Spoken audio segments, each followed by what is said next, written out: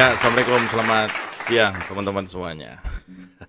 Kemarin ada demo, namanya demo apa PA 212.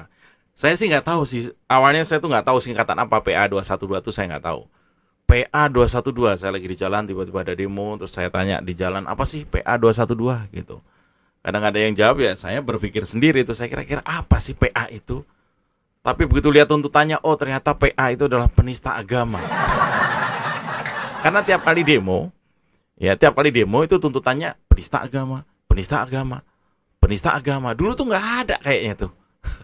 Makanya saya kira PA itu singkatan dari penista agama, PA 212 gitu. Ternyata bukan. Terus saya mikir lagi apa? Bukan itu. Oh, ternyata PA itu adalah singkatan dari penista Arab. Karena beberapa orang yang punya hubungan baik dengan kawan-kawan di Arab jadi malu karena banyak baju-baju mereka tuh menyerupai orang-orang Arab, tapi tindakannya, kelakuannya itu aneh-aneh. Bahkan ada juga yang bilang tuh netizen, PA itu singkatan dari itu pengganggu arah. Karena tiap kali demo kan pasti arah lalu lintas dirubah, orang yang mau kerja jadi terhambat, orang mau berangkat beribadah juga mungkin terhambat juga gitu. Jadinya dikira singkatannya PA itu adalah pengganggu arah. Iya, ternyata juga bukan gitu. Lalu ada juga netizen yang agak nyinyir, wah bukan, kayaknya PA itu adalah singkatan dari pertunjukan aneh. Karena pernah mereka tuh demo dan mereka mempertontonkan ya biasa ya, mereka tuh suka banget sholat di jalan gitu kan. Ketika lagi sholatnya di atas mobil dan itu ternyata salah urutan gerakan sholatnya salah. Orang nyangkanya itu PA itu adalah pertunjukan aneh gitu. Ternyata juga bukan. Ada lagi tuh yang nyinyir, ya kan? Oh, PA itu adalah pemburu anggaran. Karena mungkin demo itu perlu anggaran dan mereka cari gitu. Jadi pemburu demo tapi nyari anggaran gitu. Jadi PA itu singkatan dari pemburu anggaran. Salah lagi. Ya. Lalu ada juga tuh karena memang di antara mereka tuh ada kadrun-kadrun kan. Dan panggilan kadrun kan memang khas ya. Nah, singkatan PA itu mereka bilang PA itu adalah panggilannya antum. Karena mereka kalau mau demo tuh, antum berangkat nggak besok? Antum berangkat nggak? Panggilannya antum. PA juga tuh. Ternyata juga bukan. Salah. Lalu ada juga yang bilang ke saya, Mas, PA itu adalah ini semacam ngasih tahu asalnya mereka. Loh, emang apa? PA itu adalah petamburan asalnya. Ya karena ketuanya atau siapa sih pembesarnya itu Novel Bakmumin asalnya dari Petamburan, katanya begitu. Identik sama EPI kan, dan EPI markasnya di Petamburan. Jadi PA itu adalah Petamburan asalnya. Kamsi dong ya. Lalu ada juga yang bilang, oh bukan, kayaknya PA itu adalah singkatan dari penuh ancaman. Karena memang kerjaannya ini selalu ngancem-ngancem mulu. Ngancem mau demo, ngancem mau menurunkan Jokowi, ngancem mau segala macam, penuh ancaman, PA gitu. Tapi menurut saya sih paling pas ya, PA itu adalah partai agama. Iya kan? Sekalian aja buat partai namanya PA 212, partai agama. Nah, lalu kita buktikan masyarakat itu senang apa enggak gitu. Karena mereka ngotot, mereka tuh seolah-olah mewakili umat Islam.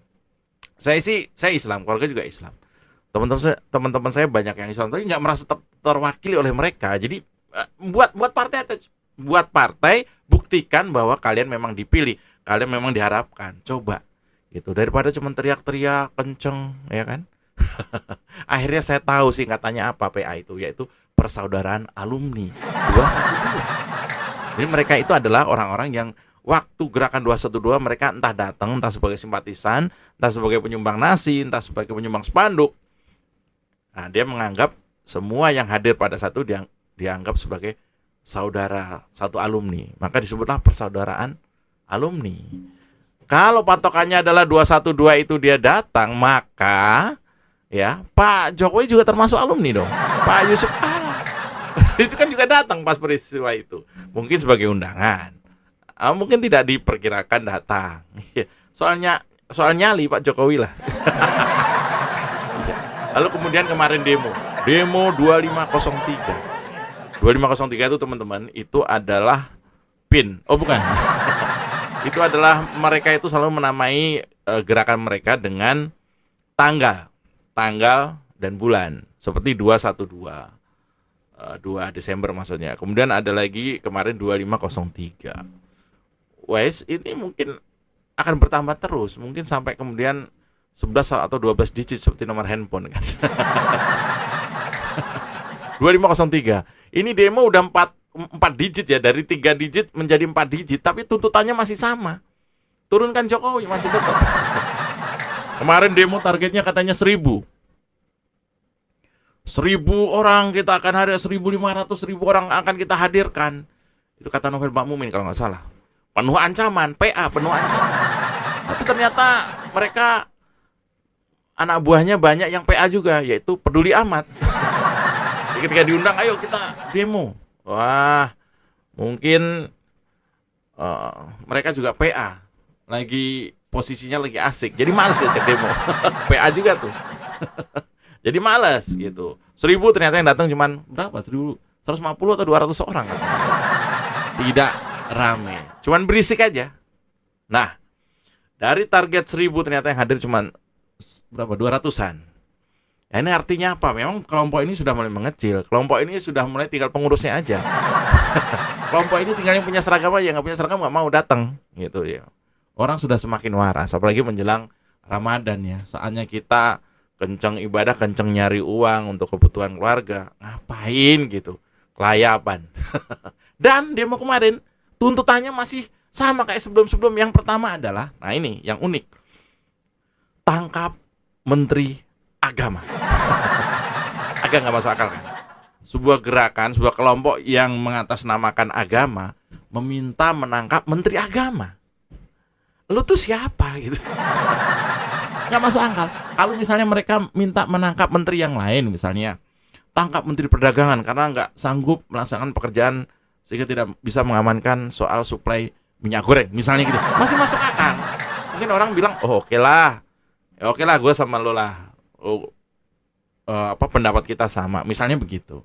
Atau dia minta tangkap menteri, misalnya ya, saya nggak tahu, misalnya nih Menteri Pertahanan, misalnya gitu. Tangkap Menteri Pertahanan, kenapa? Emang dia salah apa? Dulu dia tim kita, sekarang tim lawan. Misalnya seperti itu. Itu juga masih masuk akal. Tapi kalau kemudian dia minta tangkap Menteri Agama yang asalnya dari NU. Anda tahu NU, Nahdlatul Ulama. Itu adalah ormas Islam terbesar di dunia mungkin. Ada nggak ormas yang anggotanya 91 juta orang? Ada nggak?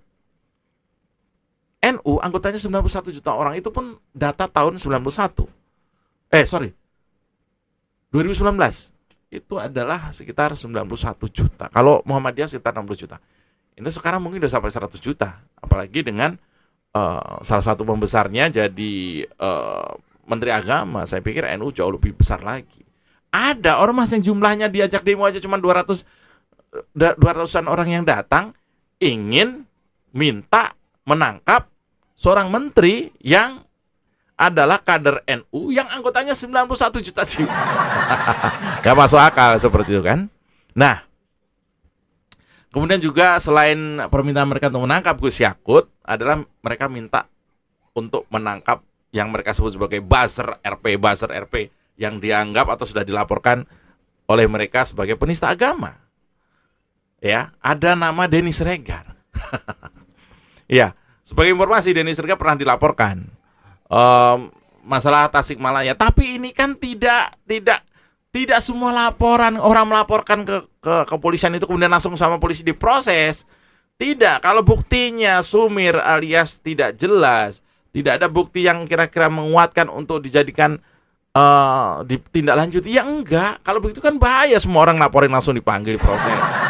Pekerjaan polisi itu bukan yang receh-receh seperti itu, banyak yang jauh lebih penting gitu. Nah ini enggak, mereka minta Denny Siregar. Selalu nama itu yang disebut, nggak ada lain. Yang berikutnya adalah Abu Janda. Kasus lama, minta ditangkap juga. Ini orang ini siapa? Berani merintah kepolisian ini siapa? Laporin saja. Kalau memang ternyata berdasarkan penilaian pihak kepolisian itu memang ini adalah sebuah penistaan, pasti akan dipanggil. Ya. Kemudian berikutnya mereka juga minta ditangkap yang namanya pendeta Saipudin. Nggak jelas siapa orang ini yang minta menghapus Quran.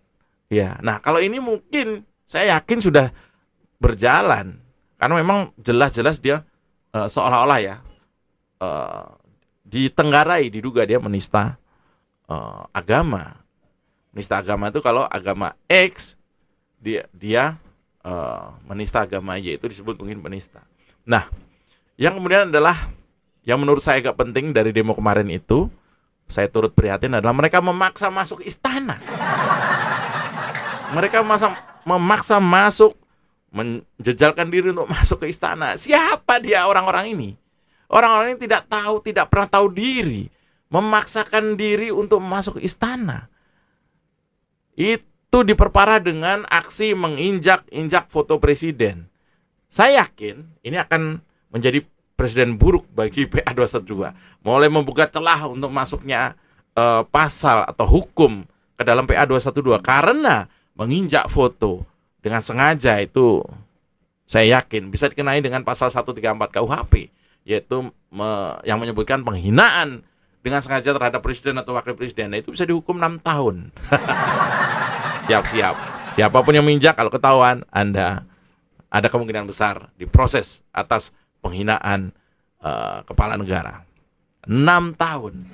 Nice. Iya, buat PA 212 mungkin ada cara yang jauh lebih efisien daripada Anda mengancam PA, ya, mengancam lagi PA 212 untuk Jumat depan mau demo lagi. Mungkin akan dibuat rutin. Ini akan menjadi sebuah kebutuhan daripada sebuah gerakan. Kalau enggak demo pas hari Jumat, dia kacau. Dia akan menggeser fungsi hari Jumat sebagai hari yang baik, penghulu dari semua hari untuk kita beribadah, berbuat baik, ya. Dia akan menjadikan hari Jumat itu sebagai hari sholat di jalanan. Ya, saya Mas Jopre dan ini adalah Konsen. Assalamualaikum, selamat siang.